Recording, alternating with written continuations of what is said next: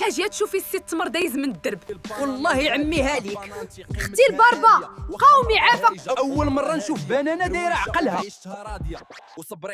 صافي اختي بنانه، الحق عليا. نجيب معايا الدفوع والامانه باش نرشم لالا.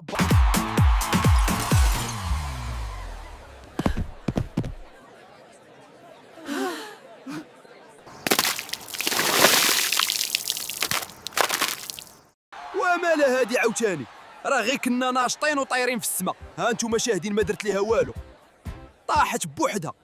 طايرين في السما حيت طلعتي ليها السكر دقه وحده سي الزمر. انت حلاوتك مجهده وديريكت، وهي اصلا عامره سكريات، تخلطتو وفرقعتو لانديكس غليسيميك. وانا مالي، انا كنعطي الطاقه دغيا. اللي ما قادش على الريتم ديالي ما يوقفش حدايا وما يجيش عندي وما يقلبش عليا. ياك ديما كنقول لك انت محتاجه لي تبتك، تنفسي وقربي ليا.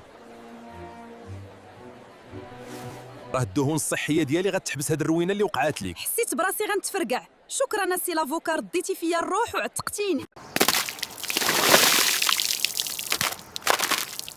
غنسالي ليك اختي وغنسد المحل.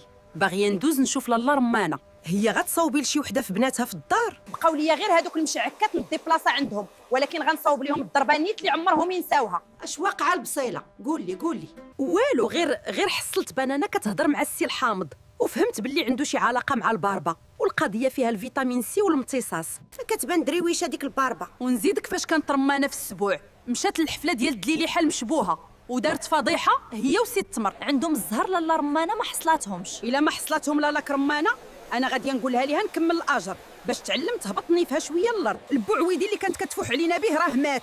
فين ما تهضر كانت كتجبدو. البوعويدي غالي، لا راه حساس لا راه مشغول. قتلاتو غا بعينيها، راجلها وما كتقولش عليه تبارك الله. الله يستر والله يعطينا زهر الخايبات.